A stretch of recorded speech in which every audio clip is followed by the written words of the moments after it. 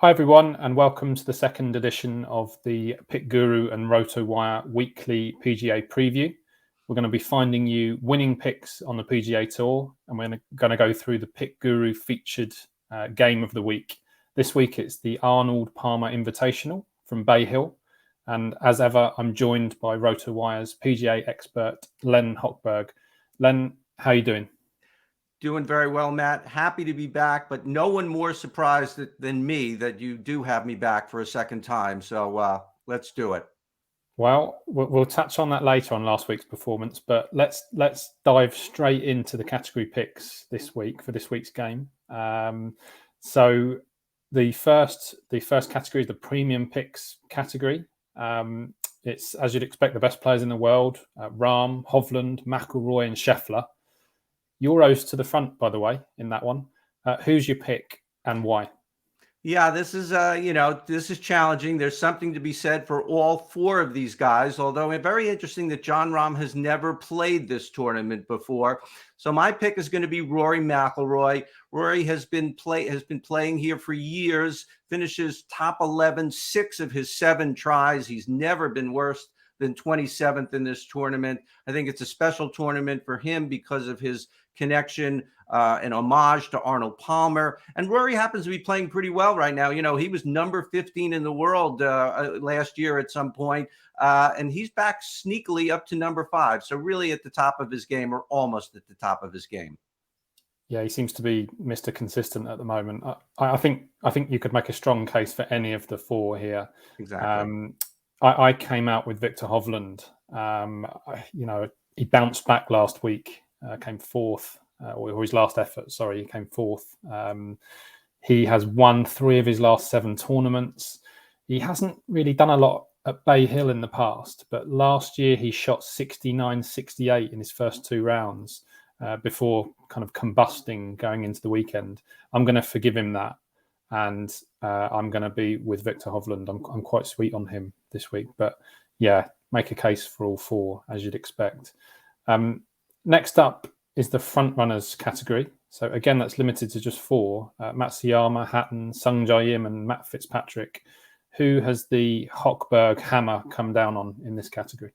Well, despite all the good cheer that Sungjae Im brought me last week at the Honda, he's really a good selection again this week. He is not my pick for this category this week. It's Matt Fitzpatrick.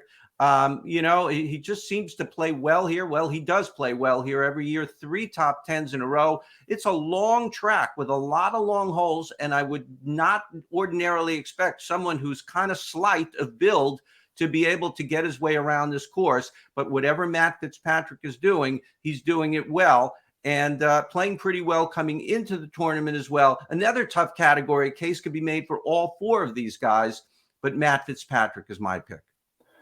Okay, so Sungjae Im is going to be my pick this week. I'm keeping the faith. If you forgive him last week, he has a lovely profile. You know, he's finished 3rd, 21st in his only 3 attempts around here. And purely on this course for shots gained data, he comes out 2nd behind only McIlroy. So I'm going to keep the faith. Now, you touched on last week, so I think now's probably a good time to talk about that quickly. We didn't tell you this, Len, but we're actually tracking our performance week on week. But it's not all bad news because you came out on top of the 3 pundit picks that we tracked. So you scored 354 last week, and remember, lower is better because it's based on leaderboard positions. You got 354. Ryan Andrade, your colleague who writes our previews on the site, he got 420, and then yours truly was in final position with 431. Now to cash, you needed 319, so you weren't far off the cash. So it's not all bad last week. But Sungjae Im let us down badly, so I'm very much hoping that he salvages it for me this week. Anyway. Yeah, we can. Next category is the big hitters category. Again, just the 4. So Casey, Zalatoris, Scott, and Leishman. Who have you selected? Yeah, again, you guys do not make this easy. I really think there's something to be said for all four of these guys. Leishman, very good course history here. Adam Scott playing very well. Paul Casey always seems to fall under the radar, at least here in the States. He just doesn't get the due that he deserves. But Will Zalatoris is my pick. Long hitter, great tee to green game. 10th here last year. Did not have a good week his last time out, but he was coming off of COVID. So we're going to give him a pass there. I'm going to give him a pass there and think that maybe there was just a little bit of a recovery period there. This is really a track made for him. Not a good putter. Might prevent him from winning, but I anticipate he could be in the mix and in the top 10. I think you might be reading my notes. So I've got Zalatoris myself. He ranks first shots gained tee to green in recent form over the last 8 tournaments or so. 10th last year. I think he can build on it. He's in good form. The question mark is his putting. I think if he improves there, he's going to be there or thereabouts. And I'd give a slight mention to Paul Casey, who, like you said, always seems to go under the radar. He's solid as a rock. Very, very consistent. And I think they'd be the two to concentrate on for me. But I think it's Zalatoris who gets the double penalty this week. Onto the contenders category. Who did you like out of these 5 guys? Yeah, we've added a guy. The other 3 categories were 4. We've added a fifth guy to this category. And interestingly, this one is a little bit easier. There were a few guys I eliminated right away. Tommy Fleetwood just really not at the top of his game right now, hanging on to top 50 in the world. Gooch and Burns not playing very well coming in. Leaves me with Max Homa and Jason Day, and I'm going to go with Max Homa. Max Homa seems to play well on what I can call a big boy course, these long courses. He's won at Riviera. He won at Quail Hollow, 10th last year at the Arnold Palmer, and he's coming off a good week at Riviera last week in defense of his title, another top 10. Max Homa is my pick this week. Yeah, he's in very good form. 10th at the Genesis, 14th at the Phoenix, 10th in this last year. He's second on shots gained putting, recent form. He's won on Bermuda grass. He's the shortest in the betting of this lot. I actually thought this was a very straightforward category. As we know, golf has a horrible habit of taking such statements and making rubbish of them. So we'll see what happens when we revisit this next week. But I thought Homer was the clear pick here. A lot of the others had questions to answer, I thought. Let's do 2 categories now. Let's tick off 2 in a row. Let me get your picks for the clutch putters and the big hitters categories. Yeah, in the clutch putters, Keith Mitchell is in there. He did well last week for us, or he was among our picks. And I do like him again this week, but I like Jason Kochrack best. He another guy, long hitter. And it's interesting that Jason Kochrack is a clutch putter, because for most of his career he wasn't. And then all of a sudden in the last 2 years he became Brad Faxon revisited. The kids won't know who I'm talking about. But he's had top 10 here 2 of the last 3 years. He's not been on the greatest form of late, but if you checked his last 2 wins at the Charles Schwab and Houston, he was not in great form coming into those either. So he can sort of sneak up there. And moving on to the other category, this is a tough one. I think Maverick McNeely might be the favorite among most people, but I like Lanto Griffin.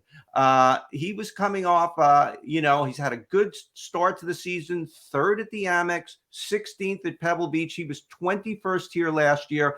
Kind of a off the beaten path pick, I think, but Lanto Griffiths is who I'm going to go with there. Okay.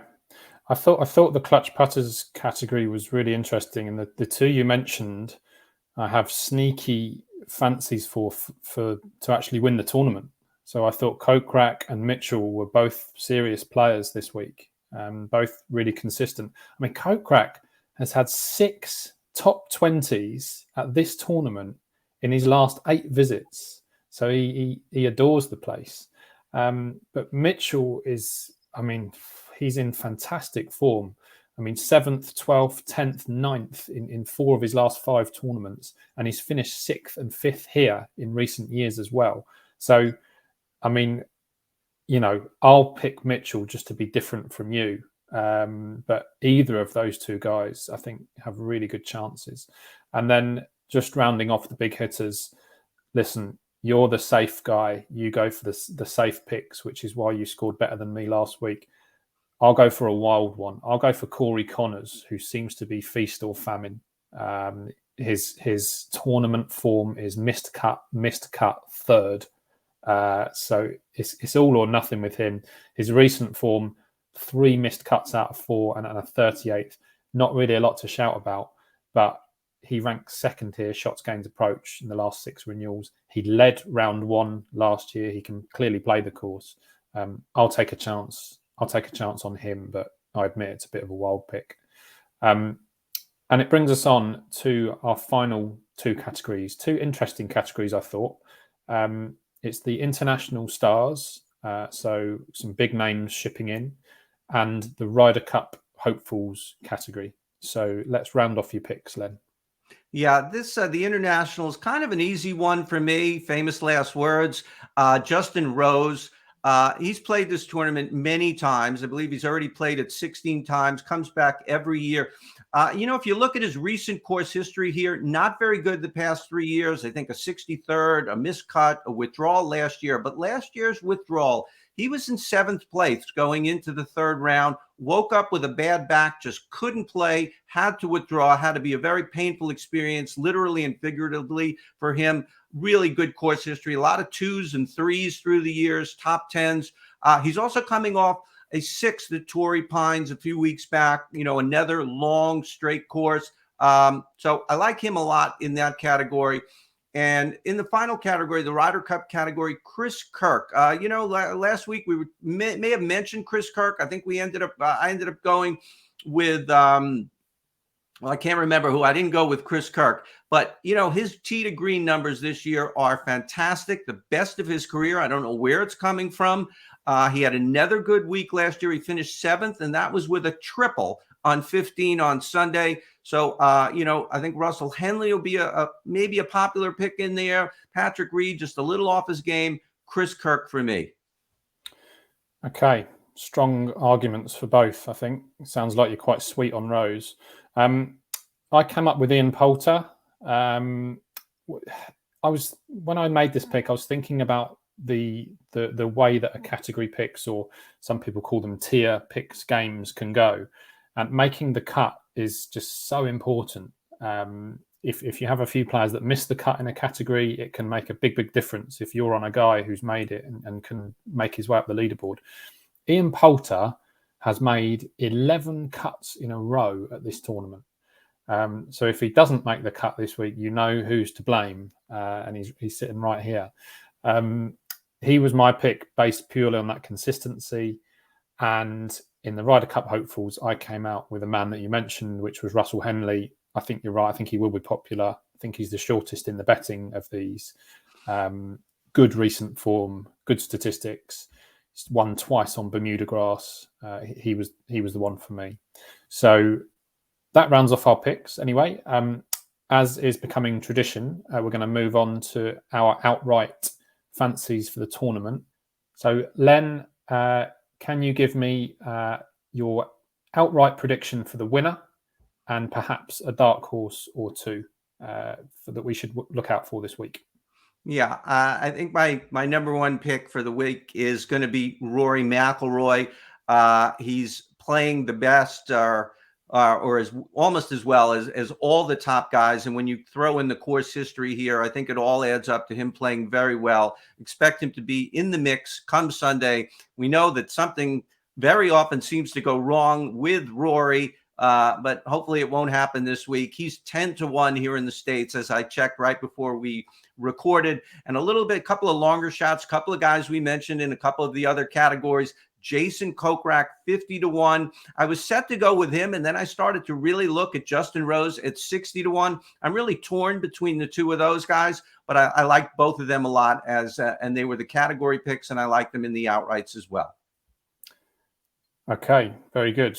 Let's hope that Rory can get the job done finally. It's been a long time between drinks, so I hope that he can get over the line for you.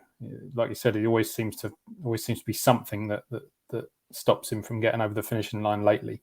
I kind of touched on my pick earlier, so I really like Victor Hovland. He is in really red hot form on all the shots gained metrics. He is probably in the best form of anyone coming into it. I don't think anyone can claim 3 tournament victories in their last 7 starts. He's, I'm not concerned about his course form where he hasn't really hit the mark in the last 3. His only 3 attempts here. I think he can overcome that, and I think he can go close. I also like Kochrack at a big price, and I like Mitchell as well. I think those 2 guys are really, really solid plays at those of bigger odds. So it'll be those two for me. Well, thanks very much for your picks, Len, and the very best of luck this week, and the very best of luck to everyone entering the game. So there's £1,000 guaranteed this week with the PickGuru Category Picks game. Download the app. The link is below, and check out pickguru.co.uk as well. We've got plenty of content and previews for the upcoming tournament. So, yep, very best of luck to everyone, and thanks for joining us.